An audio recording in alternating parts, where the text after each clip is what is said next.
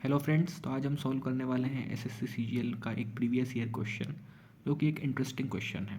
तो सवाल हमसे कह रहा है कि अगर हम 1 से लेकर 99 तक की संख्याओं को मल्टीप्लाई करें लेकिन केवल ऑड नंबर्स को 1 3 5 7 इस तरीके से, और फिर जो प्रोडक्ट आएगा उसको 128 से मल्टीप्लाई करें, तो हमारा जो फाइनल रिजल्ट होगा उसमें नंबर ऑफ़ ज़ीरोस कितने आएंगे एंड में। यानी कि फॉर एग्जांपल अगर 100 है तो उसमें नंबर ऑफ़ ज़ीरोस एंड में कितने होते हैं, 2 होते हैं। तो उसी तरीके से हमें बताना है कि ये जो फाइनल आंसर आएगा 1 से लेकर 99 तक के ऑड नंबर्स को मल्टीप्लाई करके और फिर उनको 128 से मल्टीप्लाई करके उसमें number of zeros at the end कितने होंगे, अंत में कितने ज़ीरोज़ होंगे। तो देखो, इस सवाल को करने का क्या तरीका है। हमें बताना है नंबर ऑफ़ ज़ीरोज़। तो आपको समझना है कि नंबर ऑफ़ ज़ीरोज़ या जो ज़ीरो है वो कब जनरेट होता है। किसी भी नंबर में ज़ीरो तब जनरेट होता है जब वो 10 से मल्टीप्लाई होता है। फॉर एग्ज़ाम्पल अगर मैं 1 से लेकर 5 तक के नंबर्स लूँ और उन्हें मल्टीप्लाई करूँ, यानी कि 1 इंटू 2 इंटू 3 इंटू 4 इंटू 5 में अगर करूँ, तो आप देखोगे कि 4 को मैं लिख सकता हूँ 2 इंटू 2,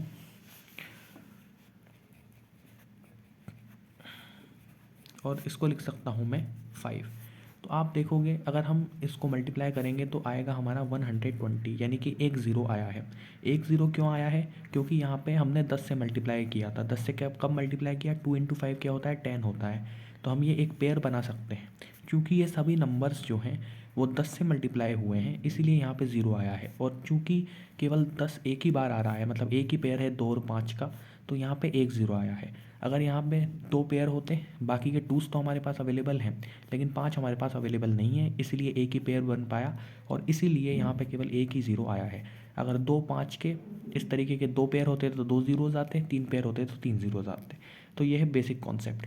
यानी कि अगर हमें ज़ीरोज़ पता लगाने हैं एंड में, तो हमें पता लगाना होगा कि नंबर ऑफ़ पेयर्स कितने आते हैं 2 इंटू 5 के, यानी ज़ीरोज़ एट द एंड कितने होंगे, किसके बराबर होंगे, number of pairs of 2 into 5। तो हमें 2 इंटू 5 के पेयर पता लगाने हैं। देखो, अब 1 से लेके 99 तक केवल ऑड नंबर्स तक हमें जाना है। तो देखो, इसमें 2 नहीं आएगा। क्यों नहीं आएगा? क्योंकि ये सभी ऑड नंबर्स हैं और कोई से भी ऑड नंबर्स के फैक्टर में, प्राइम फैक्टर्स में कभी भी 2 नहीं आता, क्योंकि वो 2 से डिविजिबल नहीं होते।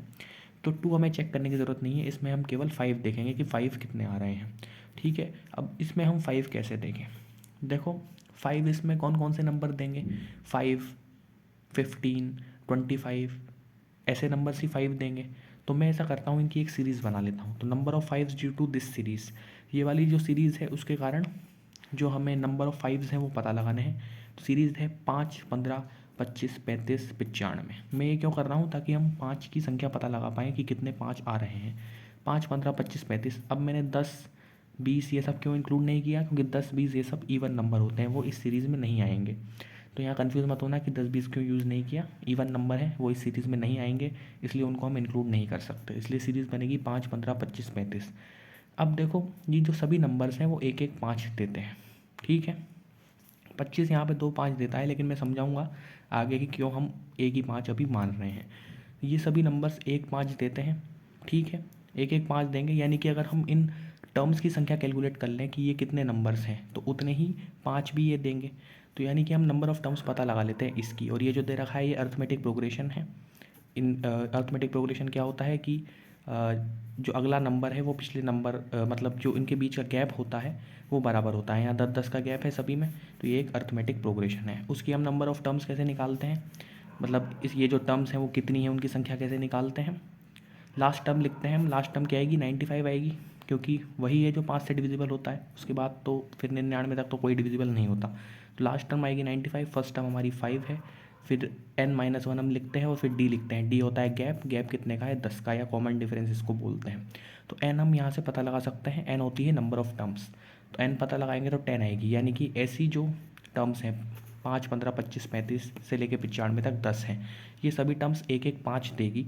तो अगर नंबर ऑफ़ टर्म्स 10 हैं तो वो 10 5 देगी। तो यानी कि हमें 10 5 अभी तक मिल चुके हैं।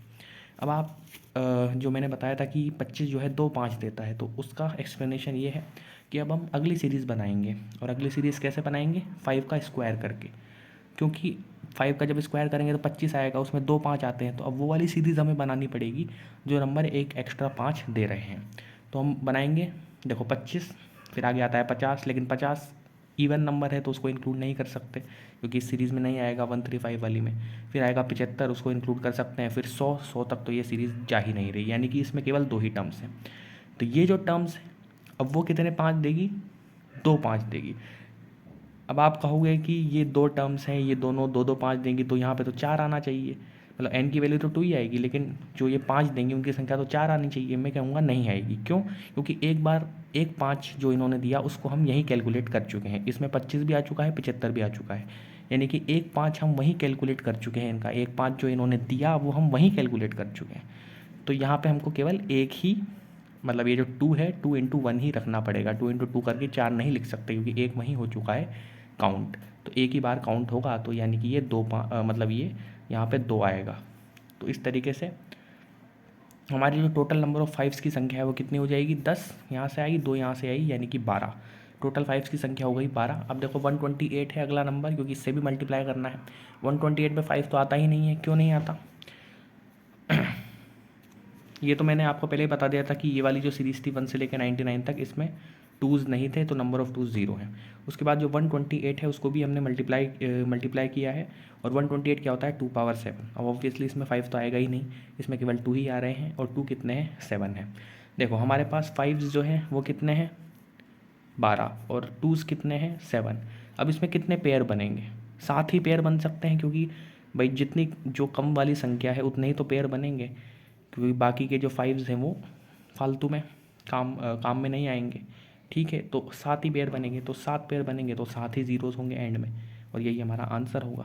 ठीक है, अब मैंने ये इतना बड़ा समझाया है, इसलिए आपको लग रहा होगा कि इसको एग्ज़ाम में करना थोड़ा डिफ़िकल्ट है, लेकिन आप 1 2 क्वेश्चन ऐसे करोगे तो आप समझ जाओगे कि इतना मुश्किल भी नहीं है, क्योंकि आप जल्दी से देखोगे कि भी हमें 5 और 2 के पेयर कैलकुलेट करने। और मैंने आपको यहाँ पे ये बात भी समझा दी कि जो नंबर छोटा होता है, मतलब जिस नंबर की संख्या कम होती है, अगर 2s की संख्या कम है तो हमें उसको ही कैलकुलेट करना रहता है, बाकी 5 को हमें कैलकुलेट करने की ज़रूरत नहीं रहती। तो हम आइडिया से देख सकते हैं किसी सीरीज़ में कि भाई कौन सा नंबर जो है ज़्यादा बार रिपीट हो रहा है। जो ज़्यादा बार आ रहा है उसको हमें वो करने की ज़रूरत नहीं है, मतलब उसको काउंट करने की ज़रूरत नहीं है। जो कम बार आ रहा है उसको ही हम काउंट कर सकते हैं। तो ये बात भी समझ में आ गई। तो हम ये सीरीज़ देखेंगे, हम इसमें देख लेंगे कि देखो 5 5, इसमें तो केवल 2 जो है 7 बार ही आ रहा है, इसमें 5 तो काफ़ी बार आएगा, क्योंकि यहाँ ही 10 बार आ गया था। ठीक है, तो इस तरीके से आप एग्ज़ाम में आप यहाँ पे भी रुक सकते थे। क्यों रुक सकते थे? क्योंकि यहाँ 5 जो है 10 बार आ चुका है, और ऑब्वियसली 2 तो इसमें आ ही नहीं रहा था, 2 तो यहाँ से ही मिल रहा था, और 2 ऐसे ही दिख रहा है कि 7 बार आ रहा है, तो ऑब्वियसली 7 जो है 10 से छोटा होता है, तो 7 ही पेयर बनेंगे। तो एग्ज़ाम में आपको ये करने की भी ज़रूरत नहीं है। क्यों नहीं है? क्योंकि 2 छोटा है, 2 की जो मतलब नंबर ऑफ़ 2s हैं वो कम है ऐसे ही, तो आपको ये करने की भी ज़रूरत नहीं है। लेकिन ये आपको समझाने के लिए बताया गया है, क्योंकि हर सवाल में ज़रूरी नहीं है ऐसा हो। तो इस तरीके से हमारा आंसर 7 आ जाएगा, और इस तरीके से इस क्वेश्चन को हमने सॉल्व कर लिया। 7 ज़ीरोज़ आएंगे।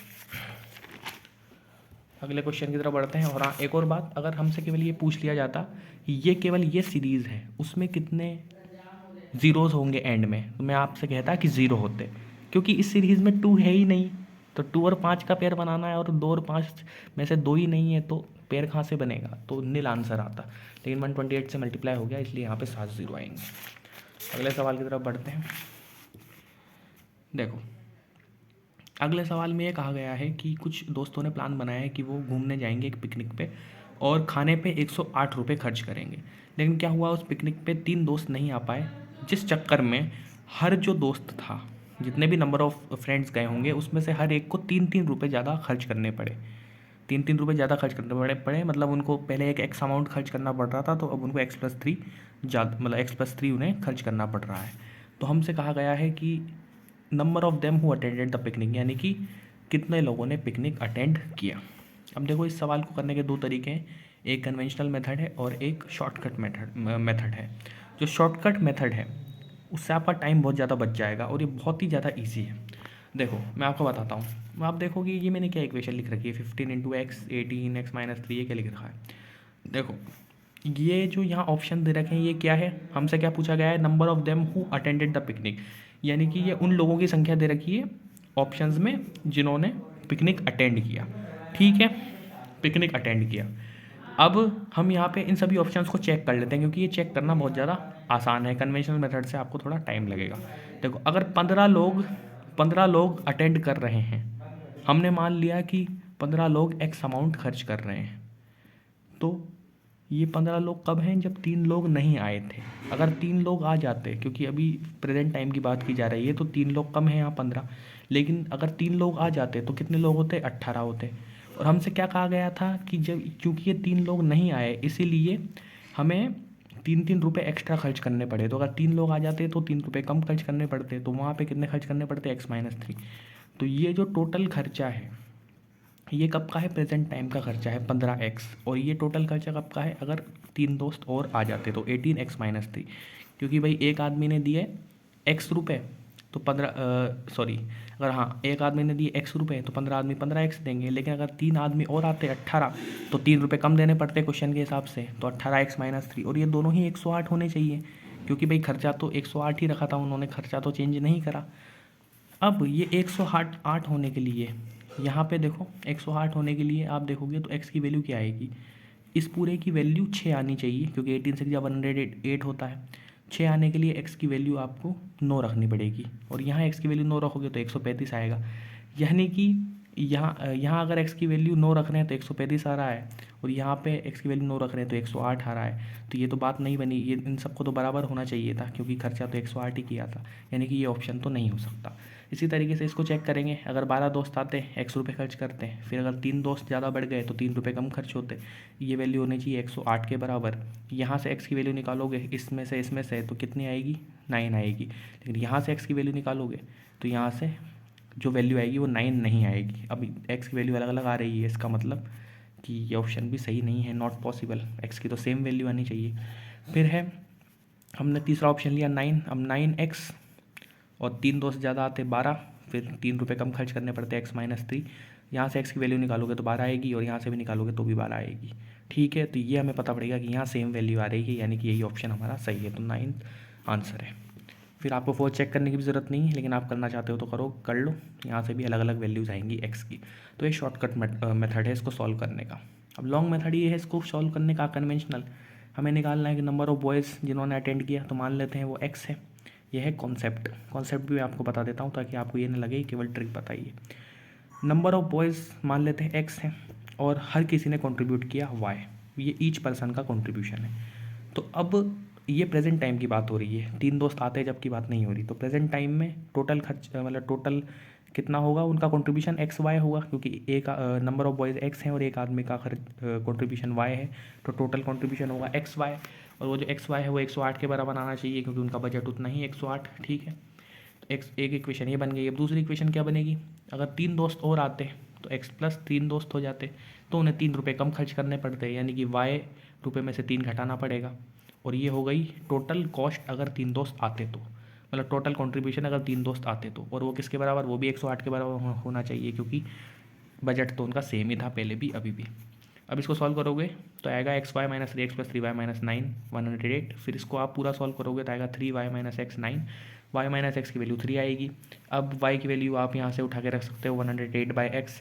फिर एक पूरी क्वाड्रेटिक इक्वेशन बनेगी कुछ इस तरीके से, फिर आप इसको सॉल्व करोगे तब जाके आपका 2 आंसर आएंगे, x=9, x=-12। लेकिन -12 नहीं आ सकता, क्योंकि x क्या है, x नंबर ऑफ़ बॉयज़ है, तो नंबर ऑफ़ बॉयज़ कभी भी नेगेटिव नहीं हो सकते, तो x जो है पॉजिटिव आएगा, 9 इसका आंसर होगा।